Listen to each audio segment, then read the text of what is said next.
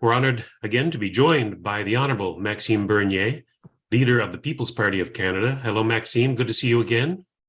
Thank you, Robert. I always like to be with you and to have a discussion on different political subjects. So let's have the discussion together.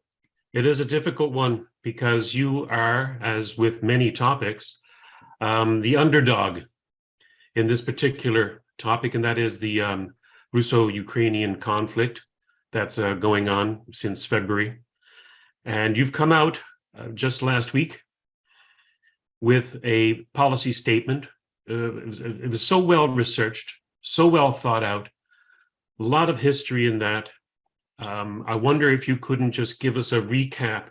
I'll put a link to it, of course, in the description, but I wonder if you can just give us a recap of the People's Party of Canada's policy and your statement about the Russo-Ukraine conflict.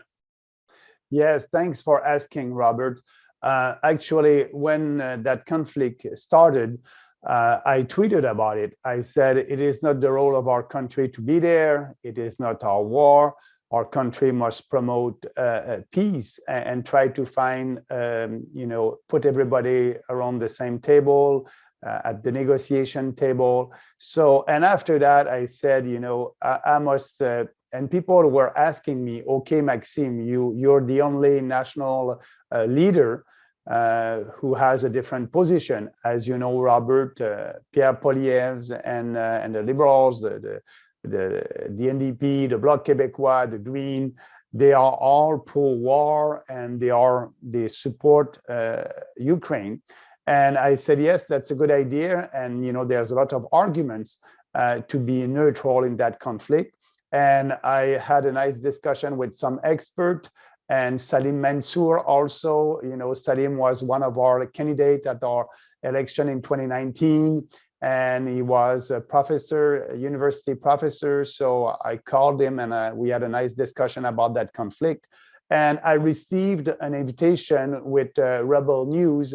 They did a day conference a day in Toronto this fall. And I said to Ezra that, I will speak about the conflict. And I used that speech for our declaration, our position, the People's Party of Canada position on that war. And, what I said, first, you must look at the history. And as you know, there's a lot of ethnic Russian in Ukraine. They are speaking Russian, and they had a referendum a long time ago. I believe it was in 2014, if I'm right. And they wanted to be part of Russia. And also you have Ukraine, and we know that Ukraine, and with their armies and forces, they have some Nazi in that are fighting and did fight against ethnic Russians there. And when Putin did that invasion, he said, I want to protect these people over there in Ukraine.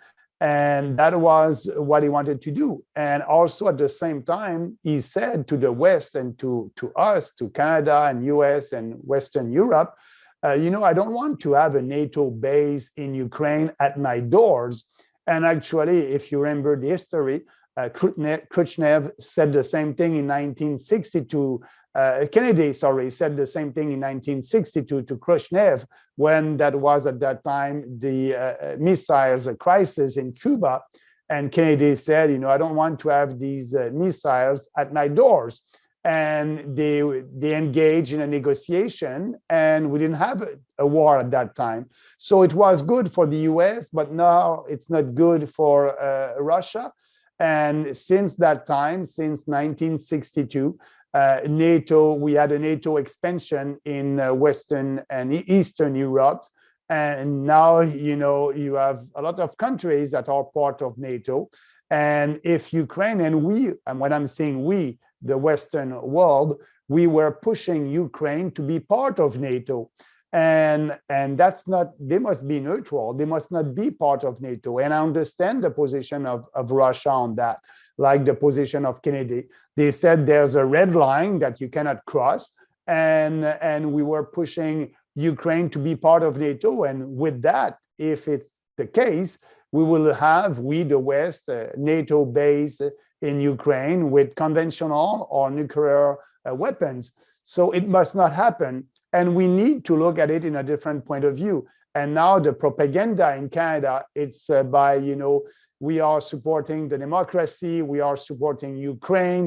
But as you know, Ukraine is a dysfunctional country. It's a corrupt country. It's not the ideal democracy.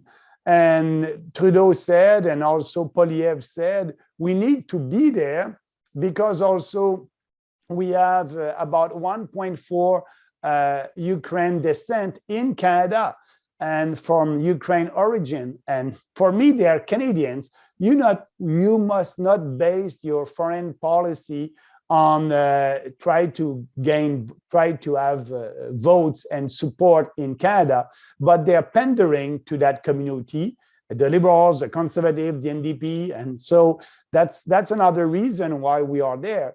But the worst of all that, we are spending money over there, Robert, like that we don't have, about $4 billion there. We have a huge deficit. And we are paying right now with the inflation tax. And Poilievre and Trudeau said, it's okay, let's spend money that we don't have and increase our deficit supporting Ukraine. We must not be there. Our role must be to promote, like we did in the past. We were a peacemaking, peacekeeping country. And if you look at our history with Chrétien and Martin, Jean Chrétien decided not to go to the war in Iraq with the US, and that was the best decision. And Lester B. Pearson won the Nobel Prize for promoting peace, and that's our history. So now what establishment politicians are doing right now, it's not in line with the culture and the history of our country.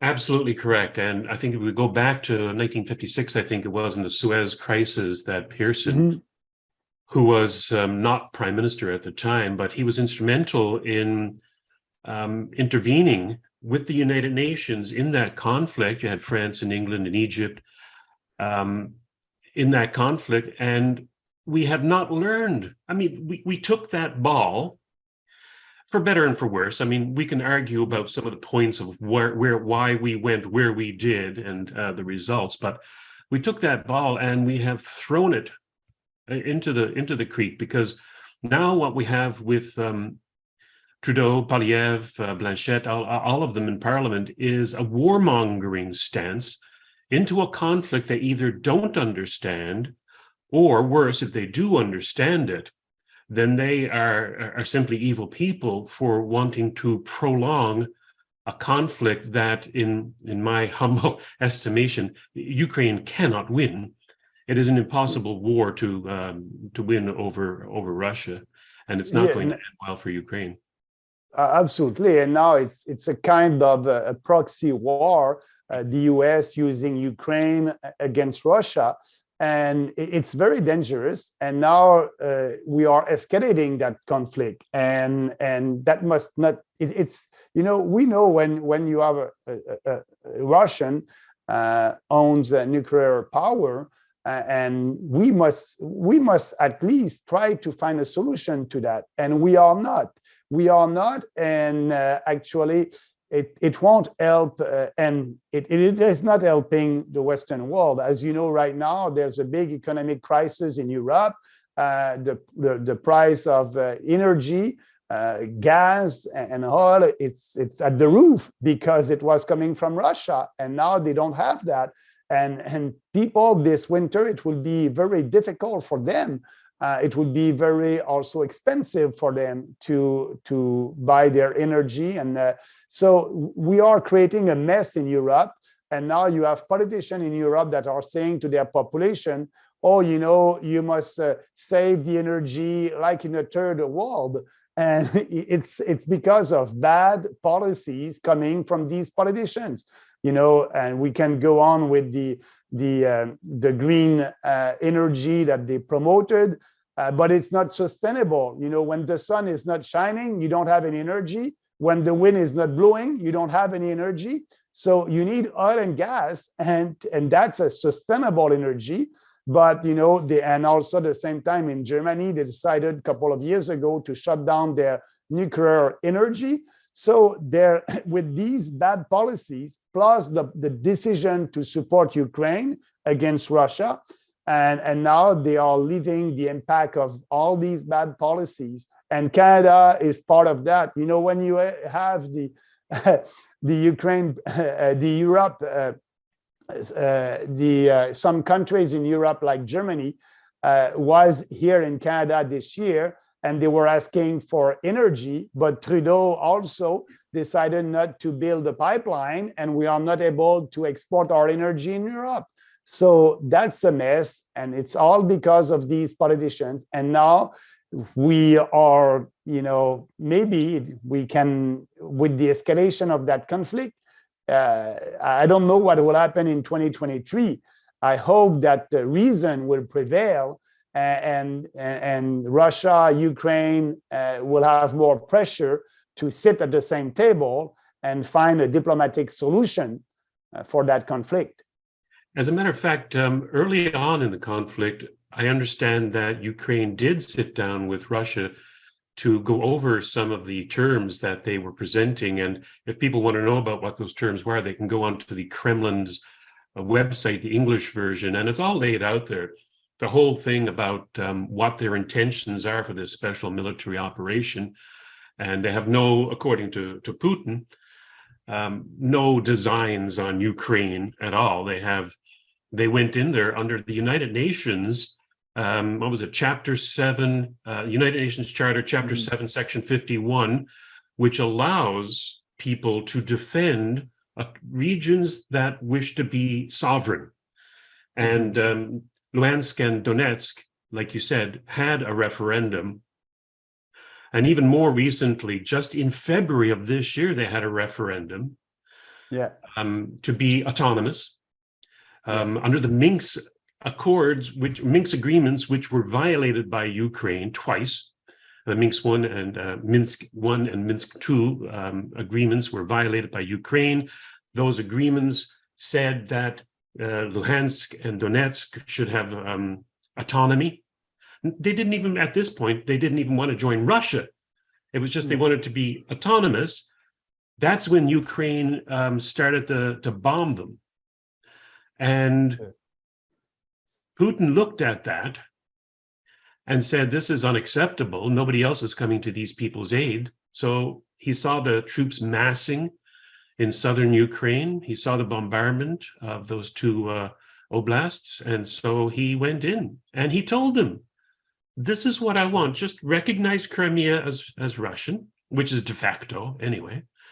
Recognize the autonomy of Luhansk and Donetsk, which they democratically voted for. And we can get into whether or not elections these days are even free, but that's a debate for another day. And be neutral, maintain your neutrality. Very simple and reasonable requests that apparently Germany and the United States then went into Zelenskyy and said, no, stop the negotiations. You can't negotiate with Putin, because they wanted to prolong, as you say, the proxy war with Russia. The neocons in the United States and Canada want to continue on in a war footing forever. And now this is your strong point. Your suit is finance. Yeah. What do you think is going to be the fallout from this prolongation, promoted by the West, this prolonging of this conflict? Yeah, I must say, I must add to what you just said, that also it's very disturbing that in Canada, in the corporate media, you don't have that point of view. They call that misinformation or disinformation, and you don't have real debate. We are the only national political party that is having a very different position in line with our history. And I'm looking at the NDP, and that's not the same NDP that when Ed Broadbent was the leader of the NDP. So NDP pro-war, Bloc Québécois pro-war, the Conservative, the Liberals, the Green, And because also it's for them, they are promoting external, they are promoting a policy that it's not in line with our history, like I said, but also is hurting us. And if we go on the economy, we have that inflation right now. We have the deficit, and we are adding to the deficit that $4 billion, and we are paying for it. You know, our inflation rate is about 6.9%. And when you know that in Canada, Statistic Canada said a couple of months ago that the average increase for a Canadian for his salary increase this year will be about 4%. So if you have a 6.9% inflation, everybody will be poor. Our standard of living is going down. Our purchasing power is going down. So we don't have the. It's not in our interest to be part of that war, and we don't have the resources to help, Ukraine. I remember I was foreign affairs for our country in 2007, 2008. And at that time, Canada was in war in Afghanistan. And I was, asking my counterparts, other foreign affairs ministers, to help us in Kandahar, in Afghanistan, because we didn't have the right equipment, and we still don't. And like you said, we are not spending or investing the 2% of our GDP to be in line with what we must do to be part of NATO. We are not there, and our Canadian forces didn't have the right equipment, and now we are sending equipment and money to Ukraine. That is not a real democracy. I don't know where that money is going, but I can tell you that some people will be very rich after this conflict. So let's stop all that. It's hurting everybody, Europe, Canadians, and it's hurting our economy. And let's go back to our history, our common sense, and we'll see. But it's very, when I said that, actually our position, the position of the PPC in that conflict, saying that it's not our war, we must not be there. Some corporate media said, oh, Bernier is pro-Russian. So it's very difficult to have that discussion, and you don't have that discussion actually in the corporate media. So that's why when you ask me to have that discussion with you, it's a nice opportunity for me. And I appreciate what you're doing also to try to bring the other point of view to Canadians. I'm very grateful that you're able to give us your time. It was so disappointing. I go online looking for the response to your policy position that you put out last week. Unique in the Western world, absolutely unique, crafted so responsibly and reasonably, giving a point of view that is refreshing and positive and logical, and nothing.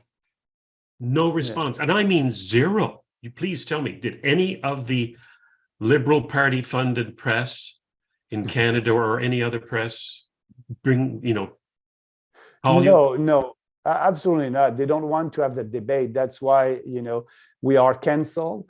And, we had 5% of the vote, more than the Green Party of Canada. This party is growing only after 4 years. It took 35 years for the Green Party of Canada to have more than 1.6% of the vote. We did that in our first election. So this party is growing.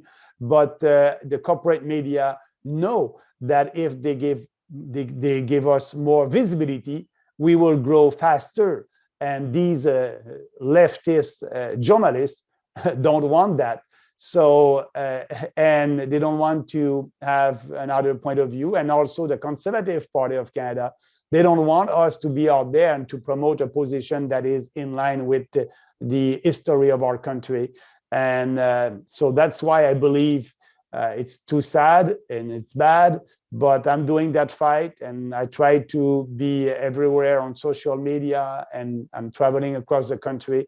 But also what we don't understand with that conflict is we are pushing Russia in the arms of China. And with BRICS, as you know, Brazil, Russia, India, China, and South Africa, they are together, and they try to be the counterpart of the US dollars. They try to find the counterpart of that.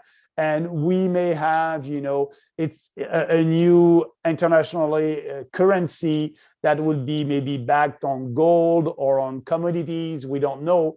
But we must not forget that, these countries represent 80% of the world population. So they will have an impact. And when the US decided to freeze all the Russian account in the Western world, Russia took note of that. And they said, enough is enough. We need to develop an alternative. And that's why they're doing with BRICS. So that conflict will have a big geopolitical impact in the near future. When I'm saying near future, it can be 5 years, 10 years. But yes, it will have a big impact for the US, the dominance of the US dollars as the international currency. I'm glad you brought up BRICS and the 80% of the population of the world represented by them and BRICS Plus. It shows that the narrative that we're seeing in Canadian press, at least, or Western press, is totally out to lunch as to the unanimity which they have towards Ukraine is not felt in the rest of the world. As a matter of fact, there's even 3 NATO countries that do not agree with the US proxy war in Ukraine, and that is Hungary, Serbia, and more importantly, Turkey. Yeah. Because these nations know where they get their oil from, and natural gas and energy. These people have a vested interest in maintaining good relationships with Russia. They don't want to see the United States or Canada or any other country coming in there and saying, oh, we have to support Ukraine, devoid of all of the history that is involved, which you have quite skillfully brought to the fore.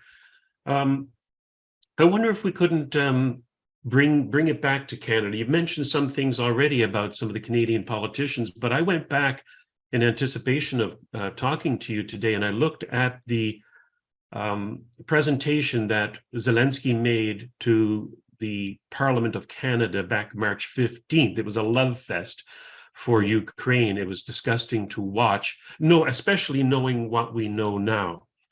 But these parliamentarians, they should have known. I'm just, who am I, right? But now I know so much about Ukraine. I'm disgusted to watch that presentation. Before I do that, what disgusts me about Ukraine is that in the presentation, they championed him as a champion of democracy. He's outlawed his opposition parties. He's nationalized the media.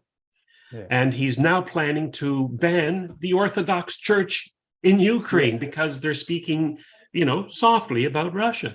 So he is no champion of democracy. He is a despot. That is Zelenskyy, that is.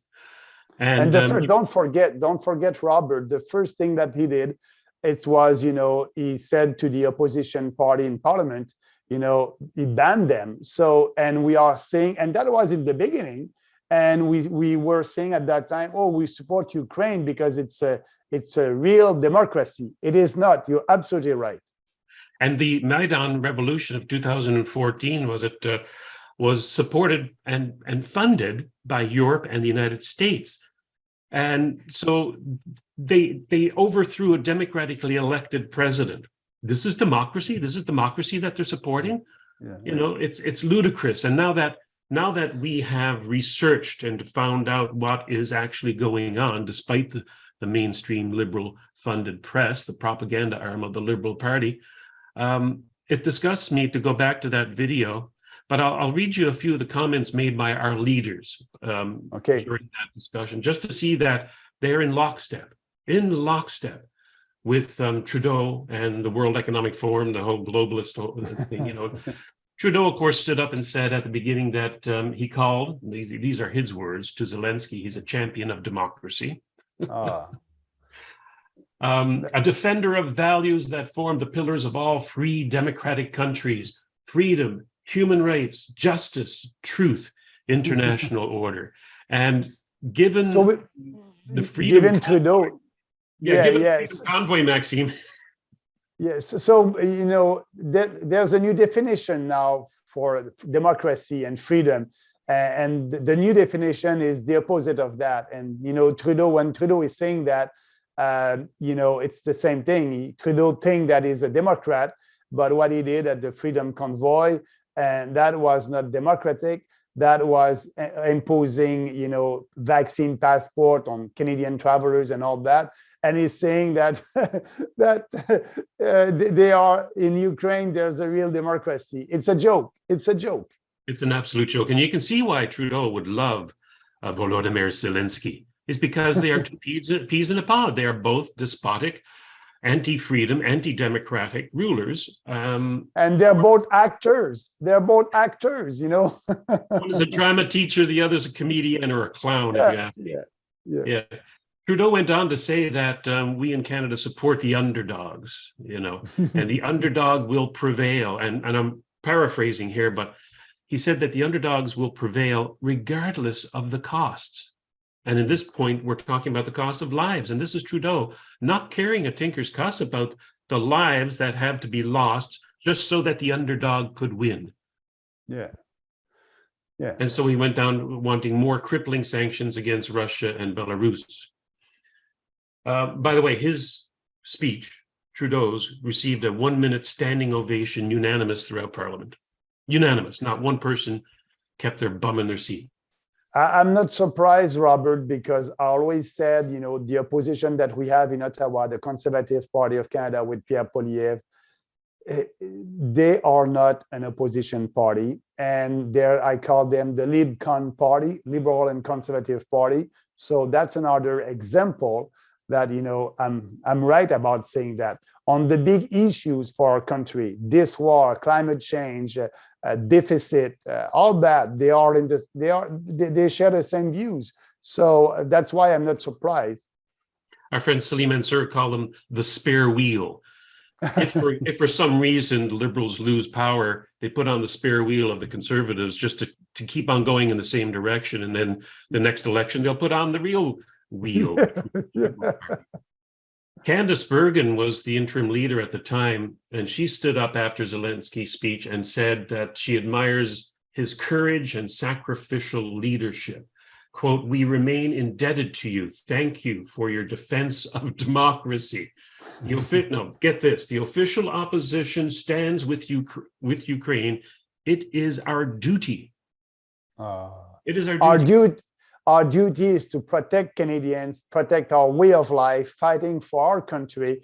And, that war, it's not our war, and that's it. We must be honest about that. We must have the courage, like Chrétien had when he said, to the US, in Iraq, I don't want to be there. That's not our war. And he was right. History, showed us that he was right. So that's not the best thing to do for Canadians. When she said, it's our duty, it is not our duty. Our duty is to work for Canadians and to protect our Canadian interests first, and that's it. And if there's any duty to an opposition party, especially an official opposition party, it is to take the position of the governing party to task. And they're not doing that. No. And just to be clear, that if you're thinking maybe that, not you, of course, but if people are thinking that Candice Bergen, well, she's no longer there as the interim leader, it is Pierre Poilievre. Well, Pierre Poilievre tweeted out on April 16th of this year. I love this. I always make fun of this particular phrase. The Liberal response to the Russian invasion of Ukraine was too little, too late. This is the pet Conservative Party phrase that plagues every Conservative Party in Canadian history. It should be their slogan. The Conservative Party of Canada, too little, too late. What do you have to say to that, Maxime? You're right about that. Warmongering and neocon.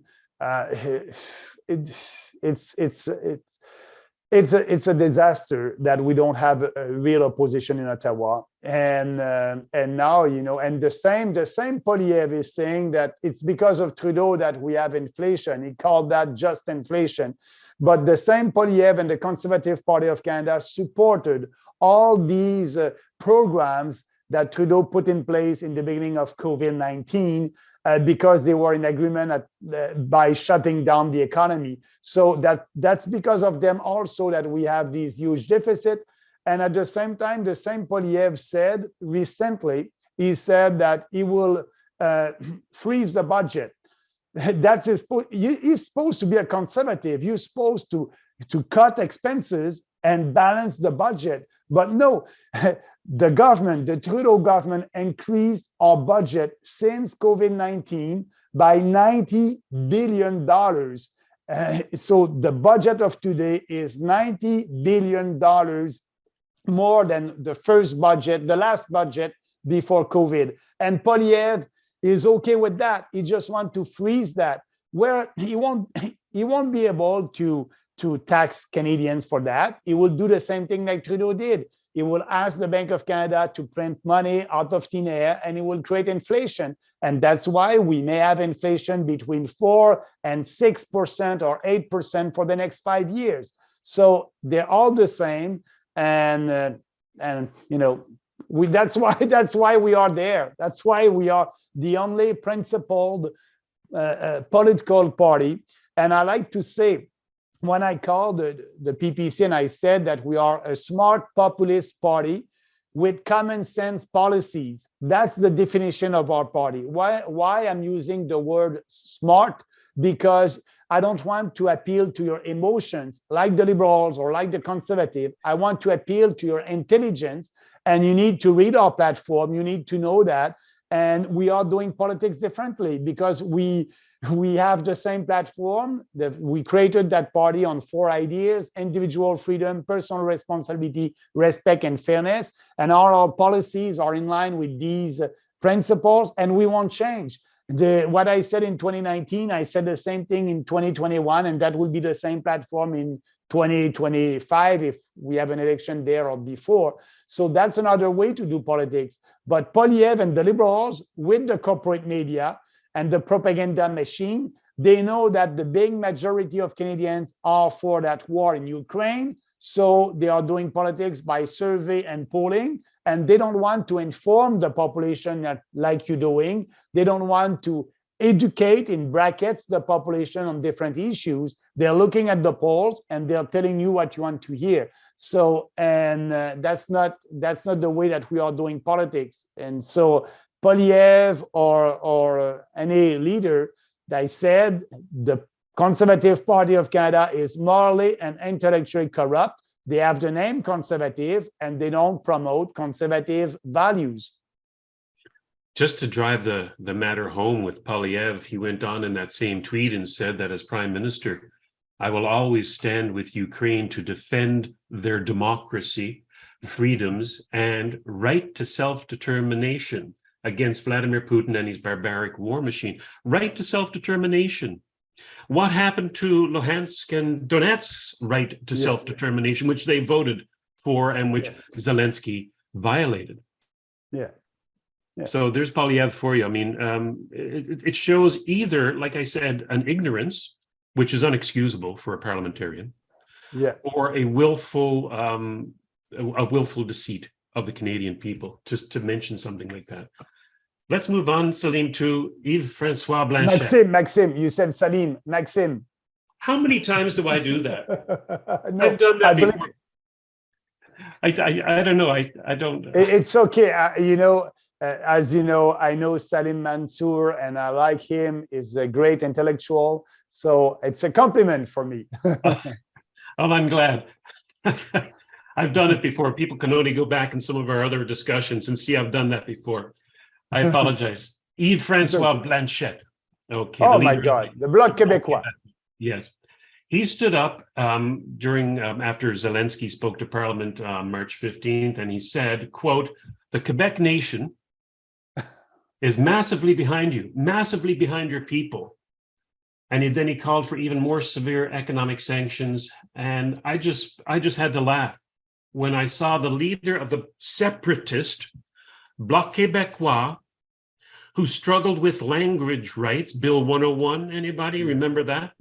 Yeah. And notwithstanding clause, remember that? How ironic that this man, who has fought for the autonomy of Quebec, calls it the Quebec nation, who's fought for language rights of their minority, in Canada at least, majority in Quebec, much like the Donbass. Russia is the major language, and it is being violated, discriminated against, the language laws in Ukraine, and their autonomy is not being respected. What a hypocrite. So Blanchet is there to defend and support Quebecers and our language, and because, as you know, Quebec is a minority in Canada, and so is for the independence of Quebec. He won't speak about that because it's not popular, and he wants Canadians to respect Quebecers. So, and on the other side, he is supporting a country, Ukraine, that is not so kind with their ethnic Russian living in Ukraine, and that's a minority over there. So I don't know if he knows his history or not, but for a guy that is supporting and promoting minority rights, if I can express, because Quebec is a minority in Canada, is not doing that by supporting Ukraine. Like I say, it's totally hypocritical. And again, it points to either an ignorance or deceit. So both are not very becoming. Jagmeet Singh. He must focus his time and energy to do what is good for Quebec. And like he always said in every federal election, he is there to promote and protect Quebec interests. So just do that, and that will be enough. And you don't have to be part of another war that we have. We don't have to be part of that. People may remember, though I bet they all forget, that the bloc started off as a bloc within the Conservative Party under Brian Mulroney, and they broke away and started their own party. Yeah. Again, conservatism, I don't know what it is in Canada, but it ain't conservative. Jagmeet Singh, he said, and to quote, and it was difficult to pick this up because a baby was screaming at the time that he was giving his speech. Oh dear. He said, quote, Canadians stand with Ukraine and will answer that call to provide as much help as possible in this time. Okay. Now, in true Marxist form, get this. He said, and this was the focus of his little speech, quote, Putin doesn't care about people. He doesn't care about his country, but he does care about his wealth. We need to continue to apply the most severe sanctions possible to target specifically President Putin and his wealth. Right out of a Karl Marx, Communist Manifesto, attack the wealth of the elites. Yeah. True to form, though, but like you said, no Ed Broadbent. Yeah, no, that's not Ed Broadbent. And, they're all together promoting war. And I'm very proud that we are there promoting peace and peacemaking, peacekeeping, and common sense. Truly a Canadian party, the People's Party of Canada, and I can see that if you ever did get the reins of power, or at least got the level of influence that you deserve, and on that point, speaking of levels of influence, last election, the People's Party got 5% of the vote. Okay. Yeah. Translate that out to eligible voters, like those who did not vote but would support you if they did vote. Guess what number that turns out to be, Maxime? 1.4 million. The same number that they're fawning over for Ukrainian descent in Canada. Yeah. That's a lot of people. And actually, I know that 840,000 people voted for us. And actually, as you know, also, when I'm saying the mainstream political parties, all these parties didn't want us to be on the stage and to debate. And I was there in 2019. I was not there in 2021. So I didn't have the opportunity to reach more people. And I believe at the next election, they said, because we were a new political party, they said at the last election, you need to have 4% of the vote to participate in the national debates on TV. So we had 5%. So I hope they will keep that rule, and I will be on the stage, and that 5% can become 10%, 15%. I don't know, but we will use all the opportunities to speak about what we believe, and this party is growing step by step. And it's, I'm afraid, disgraceful that while you garnered the support of almost 1.5 million Canadians, Elizabeth May, she gave the last speech back on March 15th after Zelenskyy spoke. And yeah, she's the leader now. But they have a new, I think she's the co-leader or the House leader, I don't know. how she was addressed as. Okay. I don't know. Yeah. I don't know. Again, they only got 2% of the vote, right? Yeah. They have influence, and that is important in politics, as we all know. And I debated with myself to mention this, but I think I'm going to, because you did mention something about reason versus emotion. Yeah. And I encourage people to go back and have a look at what Elizabeth May said and how she said it. She addressed Parliament with a quavering voice. She was almost in tears. Oh. And in a rather lengthy, unusually lengthy, given her position in Parliament, you know. Yeah. It was an embarrassing, emotional, and confusing speech. And on the one hand, it seemed to reject the Worldwide Green Party's organization's assessment that a no-fly zone, requested, by the way, by the Ukrainian Green Party leader, because it threatened to spark a wider war and even a nuclear war. She said that assessment it rings hollow, and that we must use all of the tools that we have. So I'm not sure, but I think she was calling for a no-fly zone over Ukraine, even though it might embroil us into a wider or even a nuclear conflict. Yeah. And then she finished off her sob speech. And again, it was embarrassing to watch. It was cringeworthy. On the other hand, she did say that, and I give her credit for this, quote, "Please leave a pathway for Vladimir Putin to make it to a negotiating table and find a peace." Oh Okay. my God. Yeah. I'll give her that. Yeah, absolutely. That's what, that's what I always said. But yeah, that's good for her. And at least she had that sentence in her speech. And but it's too bad that, the mainstream media and the other party, they're all in with that war. And she is also, but she hoped, like a green and a leftist, that we may be able to have a negotiation. But if you want that, you promote that. You're not saying that, just just like that. That would be no. You must promote that, and she's not. No, I also came across in my research, I think it was the Green Party of Quebec, who said that the terms of Putin's negotiations sounded reasonable. I couldn't pull it up because I lost it somewhere. But no, you're right about that. You're absolutely right about that, because yes, actually, in the beginning of that war, they said that the Green Party in Quebec and the mainstream media in Quebec, the Francophone media, said that the Green Party was pro-Putin. And so, they tried to discredit that party.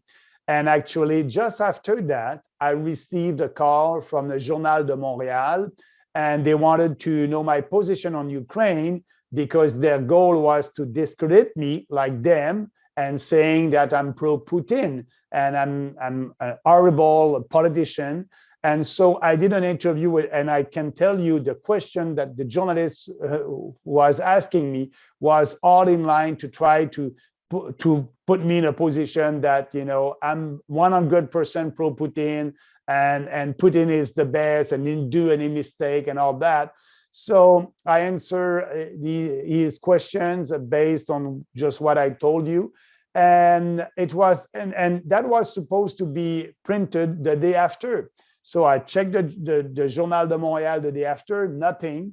The other day, nothing. And we called them and we said, it was supposed to be printed.